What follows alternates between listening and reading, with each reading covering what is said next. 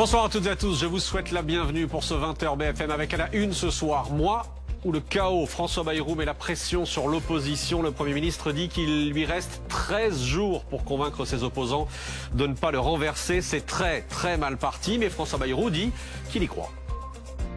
On a 13 jours maintenant devant nous. Et je suis absolument persuadé que beaucoup de Français se disent mais qu'est-ce qu'il peut y avoir après ?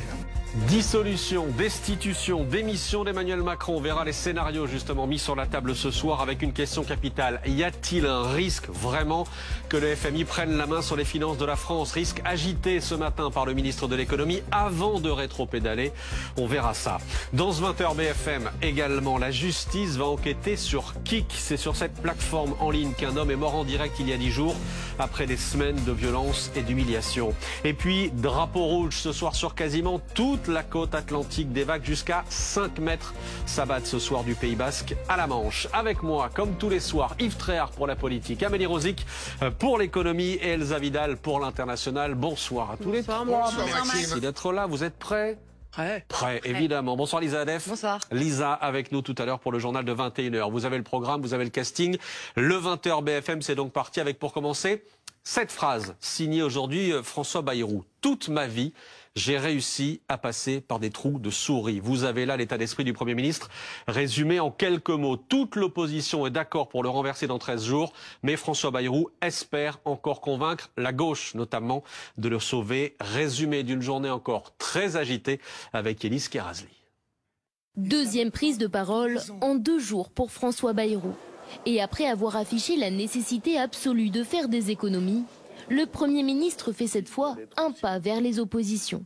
Un effort spécifique sera demandé aux plus hauts revenus, à ceux qui optimisent leur fiscalité en particulier, et les niches fiscales qui profitent d'abord aux ménages aisés et aux grandes entreprises seront supprimées chaque fois qu'elles seront constatées comme injustes et inutiles. La taxation des plus riches, un axe déjà abordé en juillet dernier par le Premier ministre, mais qui manque de précision et de garantie pour l'opposition, notamment pour les socialistes. Il a dit je m'occuperai de lutter contre les plus riches, on fera de la répartition, etc. Mais à la fin, ça représentait peanuts dans ses perspectives budgétaires. Donc vous voyez bien qu'il ne démord de rien. Au-delà de ne pas voter la confiance, les insoumis, eux, imaginent déjà une potentielle destitution d'Emmanuel Macron. Il y a 1 an exactement, nous déposions une motion pour demander sa destitution. Et je vous informe à cette heure que nous allons recommencer le 23 septembre. Si les insoumis se voient déjà changer de président, Emmanuel Macron a affirmé aujourd'hui dans une interview qu'il comptait gouverner jusqu'au bout. Jusqu'au bout, jusqu'au dernier quart d'heure. Marie Chantré avec nous. Bonsoir Marie, chef du service politique de BFM TV. Sacha Houlier avec nous. Bonsoir. Merci monsieur le député d'être là. Député place publique de la Vienne, de la gauche. Donc, le Premier ministre vous drague ce soir ouvertement. On verra ça dans une seconde, on verra ce que vous lui répondrez. Mais d'abord, Marie, est-ce qu'il y croit vraiment quand il dit « Toute ma vie, j'ai réussi à passer par les trous de souris » ? Et là, pourquoi pas? Est-ce qu'il y croit vraiment, François Bayrou, ce soir? Peut-il dire autre chose, franchement, Maxime? Je me battrai comme un chien. Voilà ce qu'il ajoute aussi également. Quand même une forme de déni de la part du Premier ministre. Il a fait les comptes comme nous. Ses conseillers l'ont fait pour lui. Aujourd'hui, il paraît plus qu'impossible que François Bayrou puisse se maintenir le 8 septembre prochain. Ses conseillers nous le disent en off. On va tomber, on le sait. Certains ministres disent faut que je me retrouve du boulot. je vais avoir ça, c'est le discours aujourd'hui dans les coups de téléphone en off, comme on dit. Évidemment, ces coups de fil, on les a. Alors, effectivement, face aux Français, face à nous, devant des caméras, il faut tenter de faire de la pédagogie, comprendre le chaos ou peut-être un moment de vérité et une clarification. Mais François Bayrou, c'est un vieux renard de la politique. Il connaît ça par cœur. Imaginez, je ne veux pas faire de la petite comptoir, mais François Bayrou, on l'a parfois imaginé dans 2 ans, le rendez-vous de la présidentielle, penser à sa stature, sortir en martyr de la dette, à dire, voilà, moi j'ai mis les Français, j'ai mis la classe politique devant ses responsabilités. Ils n'ont pas pris cette main tendue, et ben, je pars, mais peut-être la tête haute, c'est peut-être un calcul. Yves, le trou de souris, ça n'existe pas. Non, il n'y a pas de trou de souris. Pas là. Non, mais attendez, dans le paysage politique français, c'est le dernier des Mohicans. C'est le dernier des grands personnage rusé, madré, qui vous fait croire que tout le monde est d'accord avec lui alors que tout le monde est hostile à ce qu'il fait. Oui, on aura le sondage Elab tout à l'heure pour BFM TV, c'est accablant. Que par exemple, le concile de Trente qu'il a réuni, c'est-à-dire le conclave, eh bien, c'était un succès fabuleux. Mais attendez, mais c'était extraordinaire ce qu'il nous a fait avaler comme couleuvre. Et puis finalement, c'était évidemment un échec. Et Marie a raison. Ce qu'il voit maintenant, c'est que sa carrière politique, évidemment, s'il chute, et il va chuter, s'il chute, sa carrière politique n'est pas terminée, puisqu'il y a la présidentielle. Et il pense qu'il est tout à fait apte à se présenter à la présidentielle, qu'il est capable de réunir mieux que les autres, mieux qu'Attal, mieux que Philippe, un grand centre qui serait derrière lui, pourquoi ? Parce que depuis 20 ans, il est le seul à dire la vérité. C'est ce qu'il nous a dit hier. Il veut montrer, et c'est ce qu'il cherche à faire, il veut montrer que c'est le nouveau Mendès France. Bon, c'est ça. Alors, le chaos ou la responsabilité, ça, ce sont vraiment les mots du Premier ministre aujourd'hui. Ce sera, si je pars, le chaos ou la responsabilité si je suis sauvé. Amélie Rosic, le chaos, on a commencé à comprendre ce qu'il y avait dans la tête du gouvernement aujourd'hui.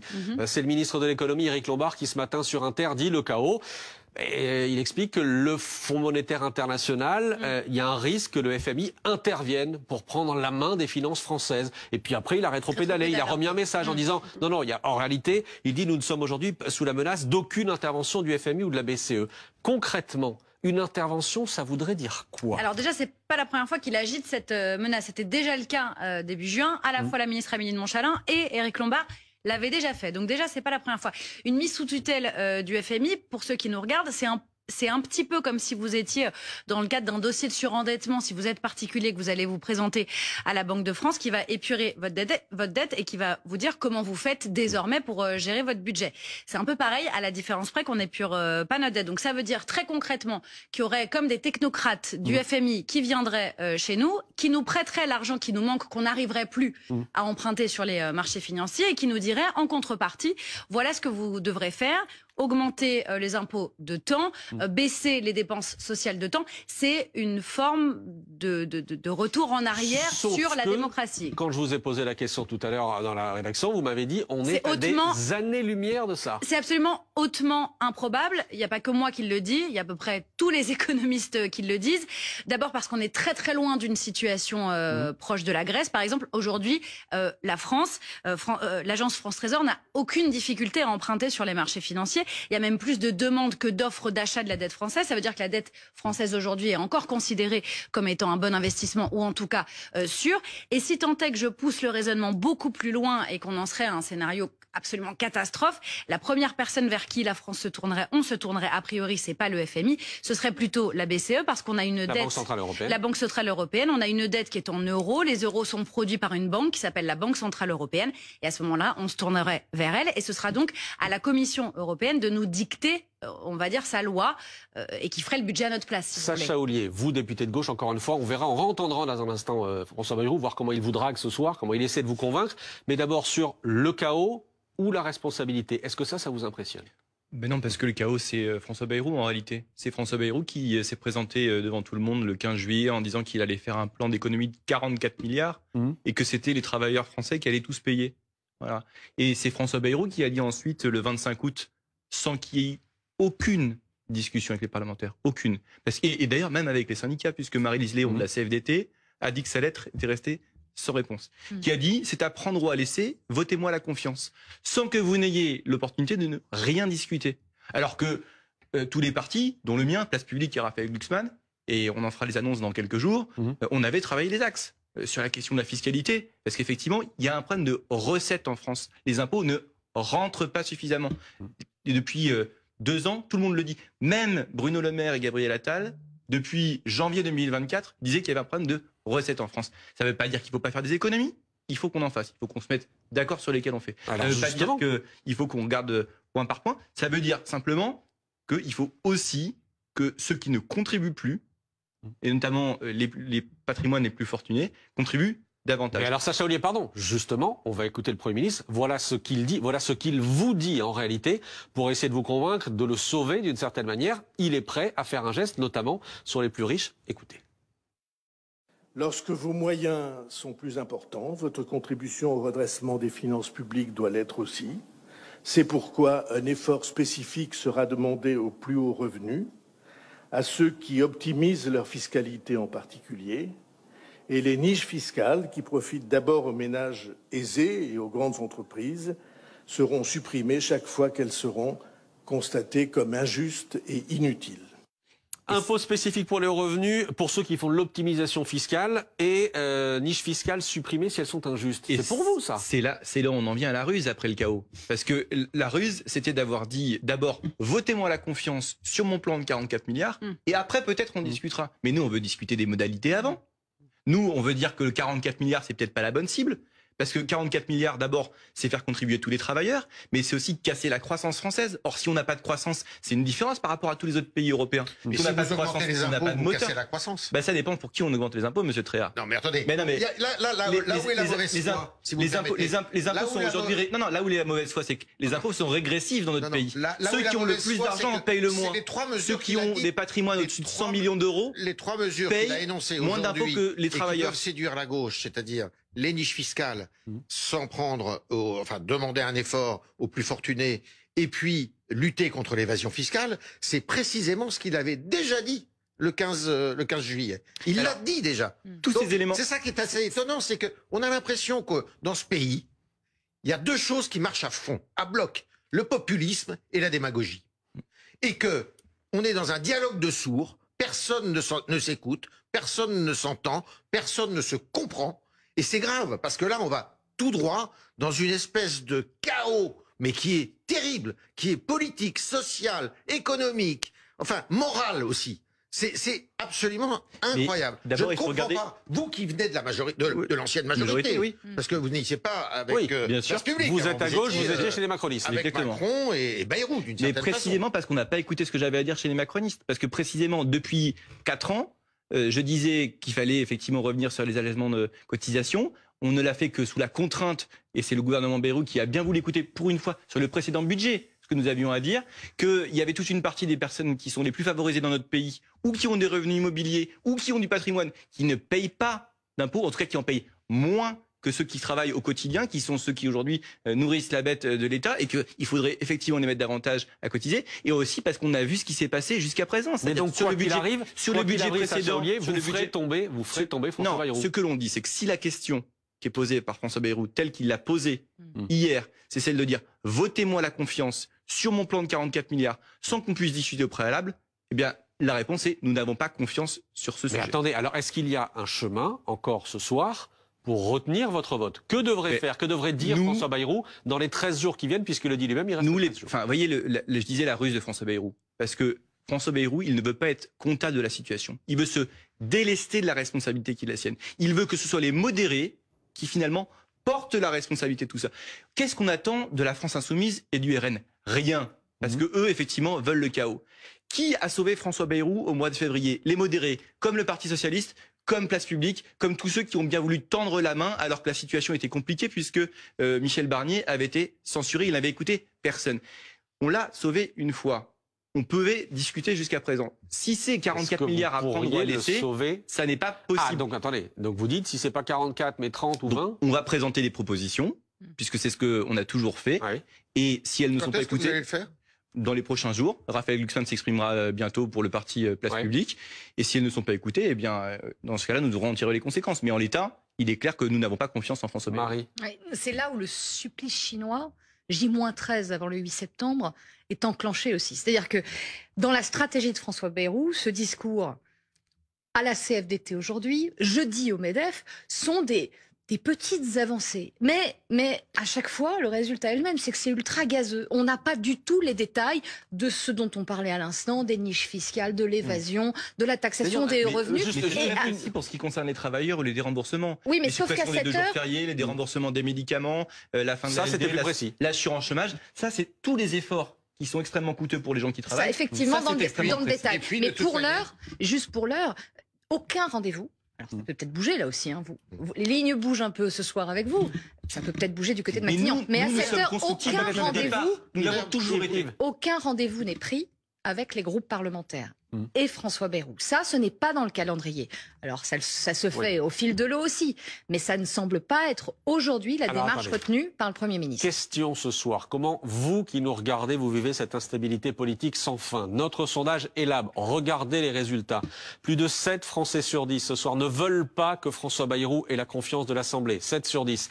Et si le gouvernement chute, les Français approuvent plusieurs des hypothèses. 81% sont favorables à un nouveau Premier ministre. Très bien. 69% pour une dissolution, 67% pour la démission d'Emmanuel Macron. 67% pour la démission du président de la République.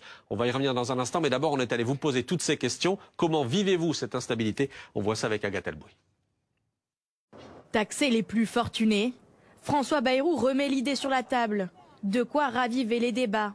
J'espère qu'il ne va pas le faire. Pourquoi? Parce qu'il rendra le pays encore plus pauvre. Pour les plus riches, qui donnent, non, mais moi, qui donnent un peu. Les plus riches, ça ne me dérange pas. Bon, après, c'est vrai qu'ils font certainement vivre un peu, je pense aussi, également la richesse du pays. Il peut taxer les 15 000 fortunes les plus riches de France. Je ne serai pas dedans. Et quand on parle du vote de confiance du 8 septembre prochain aux clients de ce marché toulousain, ils se montrent inquiets. Car plusieurs opposants ont déjà promis un refus, laissant planer l'incertitude sur l'après. Nouveau Premier ministre, dissolution, voire départ d'Emmanuel Macron. On a vu ce que ça a donné la première fois. On a vu un pays qui s'est désuni par rapport à ce qu'il y avait avant. Et aujourd'hui, la dissolution, ça va être encore la même chose. Vers quoi on va aller? Pas vers plus d'unité, je pense. Ça ne viendra pas de moi le choix. S'il faut voter, je revoterai, mais j'ai bien peur qu'on aura exactement à peu près le même résultat, c'est-à-dire quelque chose d'ingouvernable, pas de majorité en clair. À Lens, en cas d'échec du gouvernement Bayrou, les habitants réfléchissent déjà à un potentiel nouveau Premier ministre. Il faut quelqu'un de consensuel qui ait en tête l'intérêt général et pas seulement des intérêts des grandes entreprises, des grands financiers, etc. Selon le sondage Elab pour BFM TV, plus de 7 Français sur 10 souhaitent que le gouvernement Bayrou n'obtienne pas le vote de confiance. Démission d'Emmanuel Macron, je reviens là-dessus parce que ce chiffre il m'interpelle. 67% favorables à une démission d'Emmanuel Macron en cas de chute du gouvernement Bayrou. Il y a la démission, il y a la destitution, ça c'est ce que voudrait Jean-Luc Mélenchon. Oui. La démission, c'est aussi ce que réclame ce soir Jean-François Copé, l'ancien ministre de droite donc. Voici ce qu'il dit au Figaro. Emmanuel Macron doit accepter d'anticiper sa démission. Il lui faut un geste gaulien que le président de la République devrait annoncer selon lui qu'il va démissionner dans 6 mois. Le temps que tous les partis préparent une présidentielle anticipée. On en est là ce soir, Oui, alors Jean-François Copé, pour dire la vérité, il le dit depuis longtemps. Il le dit depuis longtemps, absolument. Très longtemps. Il le disait déjà l'année dernière, on l'a dit. Exactement. Alors, c'est pas une nouveauté. Ce qui est terrible dans les sondages que vous montrez là ce soir, c'est que c'est d'une noirceur terrible. C'est-à-dire que tout le monde veut quoi? Mais pas plus les socialistes, place publique, que le LFI. Ils veulent personne. Tout le monde dehors, mais tout le monde dehors. C'est-à-dire qu'il y a une fracture terrible entre le personnel politique, d'une certaine façon les élites, et puis la population. C'est ça qui transparaît, parce qu'il voit bien qu'on est dans une espèce de manège qui n'en finit pas. Le président de la République a fait la plus grosse bêtise de ces 2 mandats, c'est d'avoir dissous il y a 1 an et demi. Et maintenant, eh bien, on est dans une espèce de... On est comme des hamsters, on tourne, vous savez, on tourne dans une roue et on n'en a pas l'issue. Et c'est ça qui est terrible. Et les Français s'en rendent compte. Parce Emmanuel que Macron les Français dit clairement, sont les témoins de ça. Emmanuel Macron dit clairement ce soir dans le JD News que c'est hors de question de partir, qu'il présidera jusqu'au dernier quart d'heure. C'est l'expression du président de la République. S'il le peut, évidemment. Qu'est-ce que vous dites, vous, Sacha Ollier, ce soir? Qu'est-ce qu'on fait maintenant, une fois que dans 13 jours... Selon toute vraisemblance, le gouvernement François Bayrou sera tombé. Si la confiance n'est pas votée au Premier ministre Bayrou, dans ces cas-là, il faudra toujours un budget pour la France et il faudra toujours rétablir les comptes publics. La situation ne sera pas améliorée par l'opération du Saint-Esprit.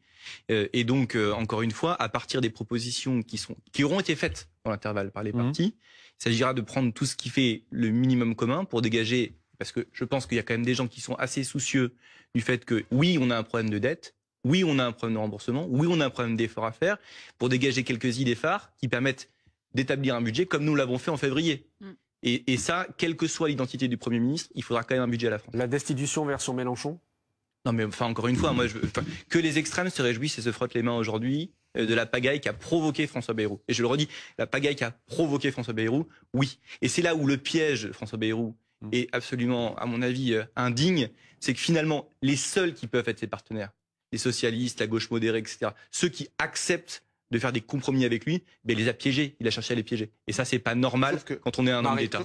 Juste la destitution, coup de com' hein, quand même, des Insoumis encore une fois, parce qu'ils savent pertinemment, en l'annonçant, déposant cette motion le 23 septembre, que ça ne passera pas. Ça n'est pas passé en octobre dernier.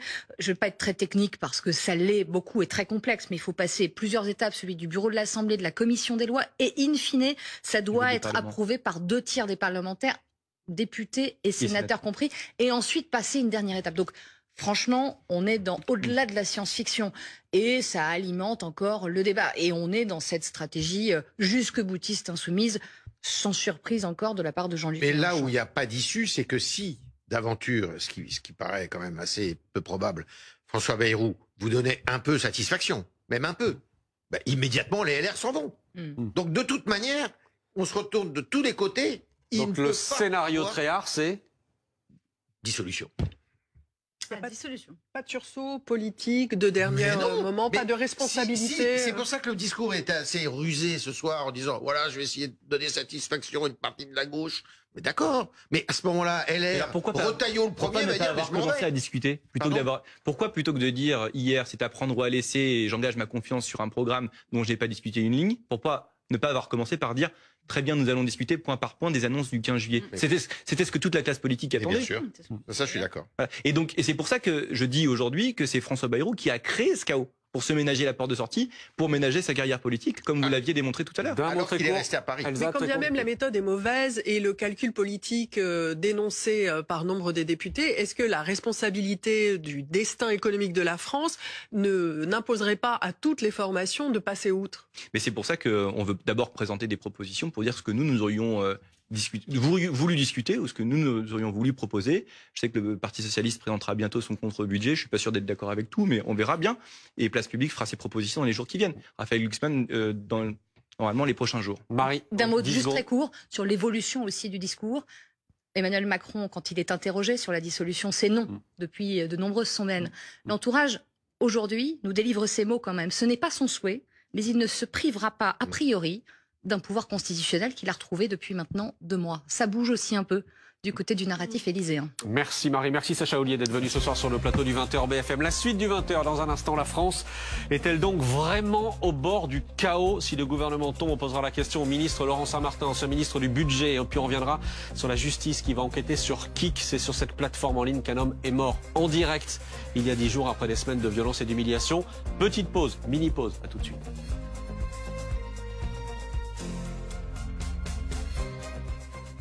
C'est la suite du 20h BFM avec Amélie Rosic, Yves Tréhard, Elsa Vidal, notre docteur Aurel Gage qui nous a rejoint également. Bonsoir docteur, je viens à vous dans un instant. Cette question, la France est-elle au bord du chaos économique, notamment à 13 jours de la probable fin du gouvernement Bayrou?